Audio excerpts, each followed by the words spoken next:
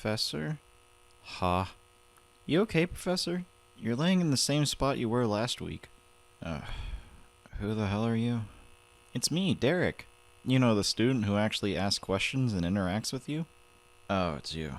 Sorry, this is the first time you've been on camera. Huh? I'm fine, Derek. It's just that I'm washed up. I'm all washed up, Derek. I don't have it in me anymore. Oh, come now, Professor. Don't say that. What exactly is wrong? I'm out of ideas, Derek. I'm out of ideas. I mean, look at my lectures from last semester. The first one was just me talking myself into even doing this class, and all of my good material has just been me talking about how important it is to get started. You can't make a whole series about getting started, Derek. I'm already started. I need to talk about something other than starting. You talked about things other than getting started. Yeah, like my Wikipedia-ass lecture about homework, or that time I bitched about being sick. Ugh, all of my good material is just, ooh, you should get started. You should have courage. Oh, humble beginnings. Ugh. Hey, wasn't the final lecture last semester about the first JoJo and how he got things started? Yeah. Why not talk about the second JoJo and how he continued what the first guy started? Please Derek, don't you're kill a genius! me. It's so obvious. If my first season was all about humble beginnings, then my second season can be jump-started by talking about the next step. I'm fucking back! Please don't kill me.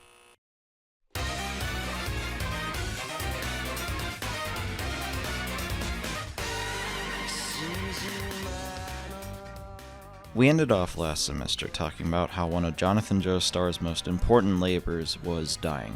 By being a simple character archetype, Jonathan allowed Araki to practice the fundamentals of writing, and by giving up the title of main character, Jonathan allowed Araki to use everything he had learned writing him in order to write his successor.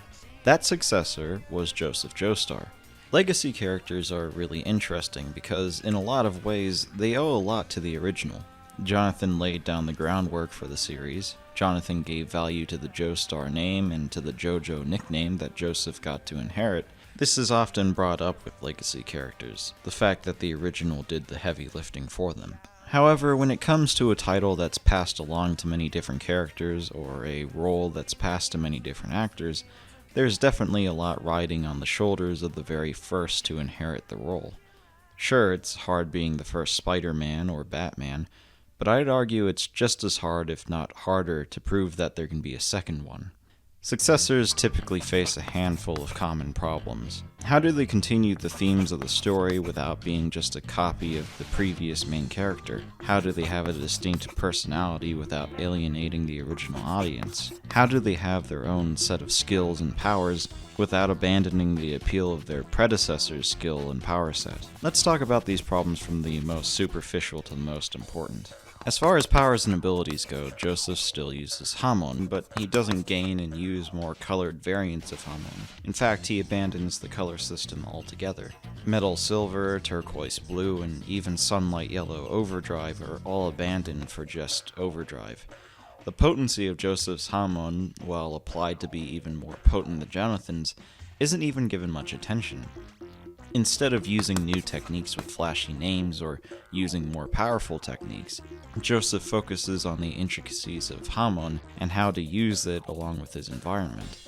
The way that Hamon travels through conductive materials, or how Hamon can hold conductive materials together, or the way that Hamon is more powerful when focused on a smaller point like a fingertip, are more what Joseph focuses on in battle. Sure, strategy was a factor back in Phantom Blood, but in Battle Tendency, Joseph fights using the terrain and his enemy's psychology to his advantage, a prelude to how combat will be handled for the rest of the series.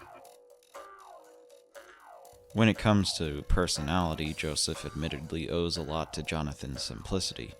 Jonathan, while being charming in his own way, is a very simple character, so any well-written character depth would be seen as an evolution. In fact, Battle Tendency capitalizes on this by directly calling attention to how different Joseph is. Jonathan was innately kind, while Joseph has a mean streak that ends up putting tension between him and his friends. Jonathan was an honest Abe that always said what was on his mind, while Joseph doesn't always say what he means. Jonathan fights purely out of a sense of justice and to protect others, while sometimes Joseph is driven by a bit of vengeance. Of course, Joseph isn't entirely different from Jonathan. In fact, Joseph's strength as a character comes from how, despite his surface-level differences with Jonathan, they're actually much alike. We even see Joseph become a little more like Jonathan as the series continues. Joseph is driven by a sense of justice, much like Jonathan was, and it leads him into many of the same situations Jonathan found himself in. While Joseph seems callous and cold on the outside, he's actually brimming with emotion the same way Jonathan was. Jonathan was almost unreasonably empathetic and sympathetic to his enemies, and while Joseph starts the series showing zero remorse to the people he fought, and rightly so for some of them, he ends up actually empathizing with and respecting his enemies. While Joseph doesn't cry for Wamu in the same way Jonathan cried for Dio, we do see Joseph give a respectful salute to Wamu as he passes away, respect from one warrior to another. He may show it in a different way, but Joseph has more empathy for his enemies than he typically lets on. If I had to summarize Joseph as a main character in comparison to Jonathan in one sentence, I would say Joseph's similarities with Jonathan lead him into similar situations, but his differences with Jonathan leads to different outcomes. No moment better emphasizes this than Jonathan and Joseph's respective sacrifices. In fact, both of them sacrificed themselves, at least in part, to protect the same woman. Jonathan sacrificed himself so his wife Erina could live, and Joseph sacrificed himself so his grandmother Erina would have a world to live in. Both Jonathan and Joseph go out in a blaze of glory. Both of them die in a fiery explosion that leads to their enemy not being dead, but being defeated, locked away and no longer a problem, for now. However, Joseph didn't die. Not only did he live, unlike Jonathan, but he ended up having the longest lifespan of any JoJo. He ended up in the same situation as Jonathan, but created a different outcome. This is what makes Joseph so satisfying as a successor.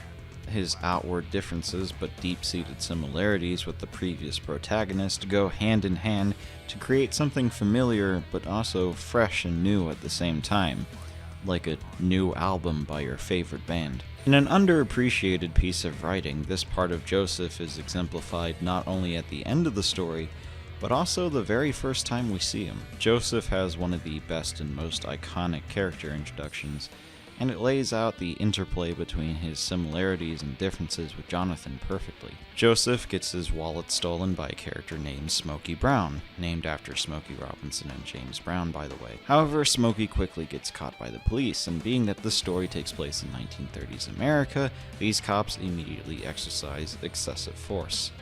You know, like they would today. This is when Joseph arrives on the scene, and he actually takes Smokey's side, claiming that Smokey didn't steal the wallet, but that it was a gift. This scene is familiar in a lot of ways. In one way, it's reminiscent of when Jonathan Joestar went to Ogre Street. In both situations, our main character is accosted by a criminal and finds themselves in a confrontation. And much like how Jonathan showed mercy to Speedwagon, we see Joseph trying to save the kid who just stole his wallet. In both situations, our hero is showing empathy to a criminal. It also bears resemblance to the very first time we see Jonathan at the beginning of Phantom Blood. Both in Jonathan's introduction and Joseph's introduction, we find our main character facing two bullies. That being said, Joseph's introduction is also dramatically different than the two comparable scenes we've seen Jonathan in. Jonathan was friends with the police, while Joseph is immediately at odds with them.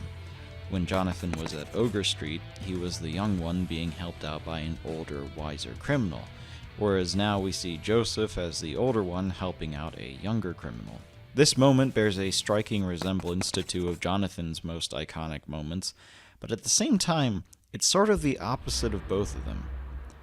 At this point, we aren't told that this is Joseph Joestar, grandson of Jonathan, but by these similarities we intuit this as our new protagonist, and at this point, it's up in the air as to how Joseph will resolve the situation.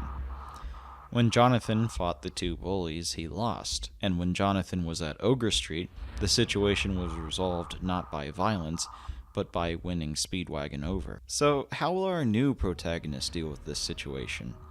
Will he lose and be arrested by these cops?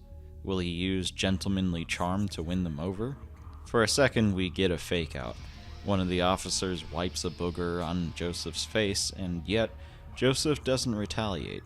He politely asks the officer why he just did that. For a moment, we're tricked into thinking he's just as naive and gentlemanly as Jonathan, and that he's going to talk his way out of this situation. But then...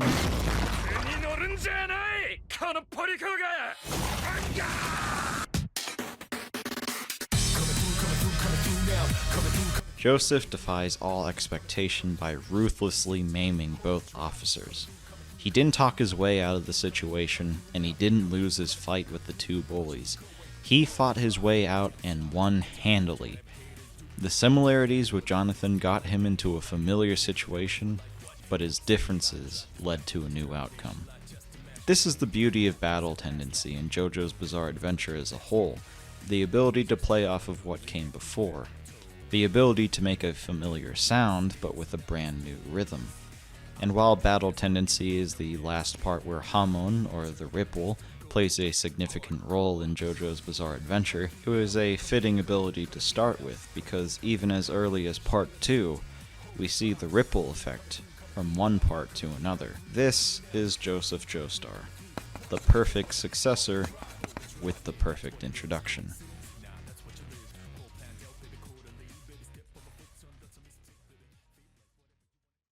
So, that just about does it for the first lecture of the semester. Any questions? Yes, Derek. Yeah, so last semester you gave us homework. It was one assignment, it was an essay, and you said that you were going to grade it as fast as you could, and I was wondering if you're ever going to get around to grading those. Oh, God fucking...